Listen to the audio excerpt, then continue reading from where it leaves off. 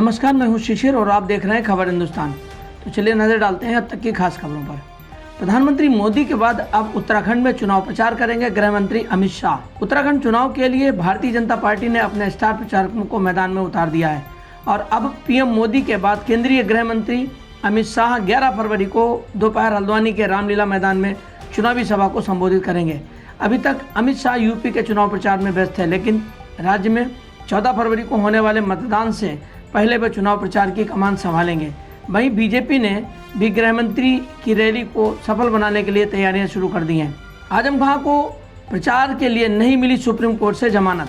Supreme court ने Samajwadi party के नेता आजम खान को उत्तर प्रदेश विधानसभा चुनाव में प्रचार करने के लिए अंतरिम जमानत देने से इनकार कर दिया है। हालांकि आजम खान को संबंधित अदालत का दरवाजा खटखटाने और जमानत याचिकाओं के शीघ्र निपटान के लिए अनुरोध करने की इजाज़त दे दी है।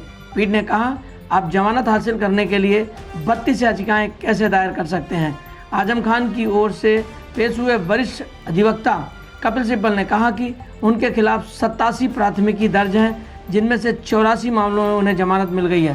प्रियंका गांधी वाड्रा आज जारी करेंगी उन्नति विधान घोषणा पत्र। उत्तर प्रदेश विधानसभा चुनाव 2022 के लिए कांग्रेस पार्टी बुधवार को अपना घोषणा पत्र जारी करेगी।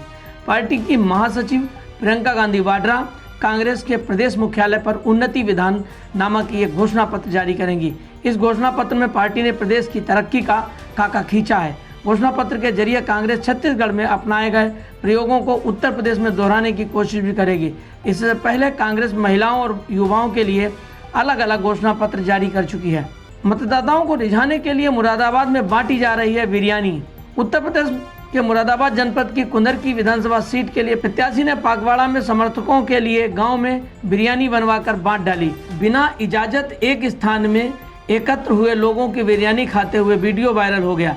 गांव में चोरी छिपे पार्टी समर्थकों के साथ ही मतदाताओं के लिए बिरयानी वितरण करने के लिए टेंट लगाया गया था। सार्वजनिक दावत की जानकारी होते ही सोमवार देर रात बड़ी संख्या में लोग पहुंच गए। मामले की जानकारी मिलते ही पागवाड़ा थाना पुलिस सक्रिय हो गई। कोलंबिया में भारी बारिश के बाद आए भूस्खलन ने मचाई तबाही।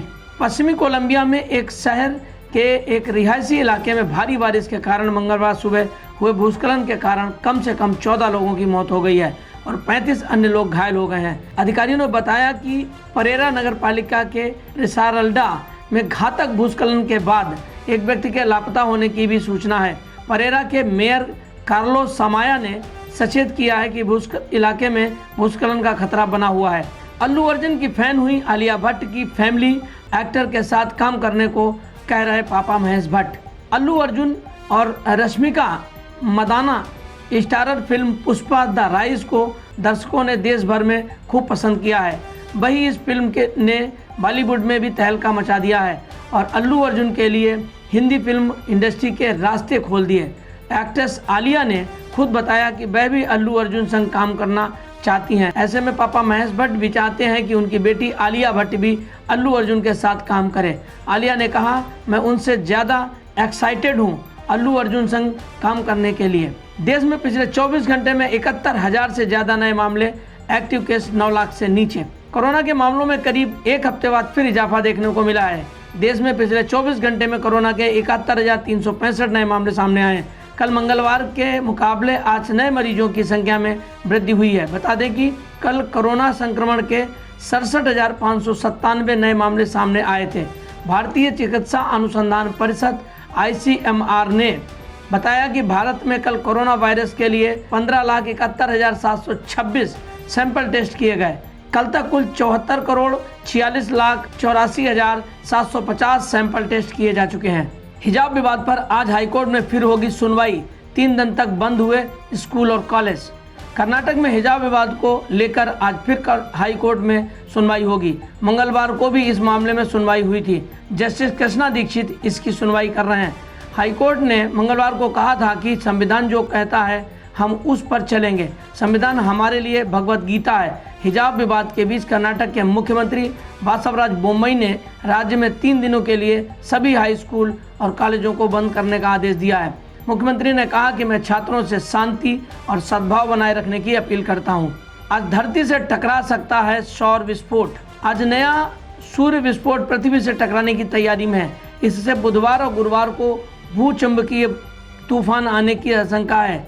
CESS ने ट्वीट में कहा कि पृथ्वी को 9 फरवरी को भारतीय समयानुसार सुबह 11:18 बजे से लेकर 10 फरवरी की दोपहर 3:23 बजे तक मध्य स्तर के भूचुंबकीय तूफान का सामना करना पड़ सकता है। इसकी क्षमता 451 से 615 किलोमीटर प्रति सेकंड की हो सकती है। इसका असर बहुत खतरनाक होने की संभावना नहीं है। सौर तूफान के कारण भूचुंबकीय गतिविधियां बढ़ सकती हैं। दरअसल भूचुंबकीय तूफान के कारण पृथ्वी के चुंबकीय क्षेत्र में बड़ा बदलाव आता है। जब सूरज से आने वाले आवेशिक कण चार्ज पार्टिकल्स धरती के चुंबकीय क्षेत्र में टकराते हैं, तब भूचुंबकीय तूफान आता है। इसके कारण धरती के चुंबकीय क्षेत्र में कुछ देर के लिए बाधा उत्पन्न होती है। दलित महिलाओं द्वारा संचालित अखबार लहरिया पर बनी डॉक्यूमेंट्री ऑस्कर अवार्ड 2022 के लिए हुई नॉमिनेट। बुंदेलखंड में प्रकाशित एक अखबार खबर लहरिया भारत का एकमात्र अखबार था जिसे सिर्फ दलित महिलाएं संचालित करती थीं।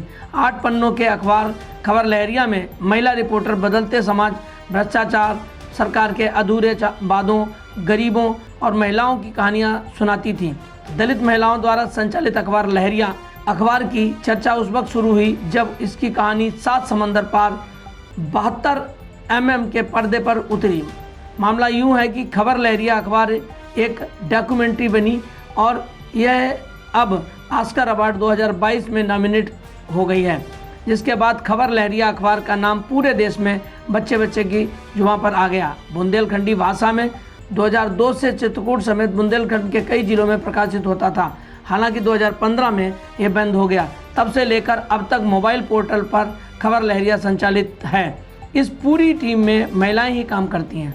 तो ये थी अब तक की खबरें। अगला अपडेट पाने के लिए बने रहिए मेरे साथ और देखते रहिए खबर हिंदुस्तान। नमस्कार।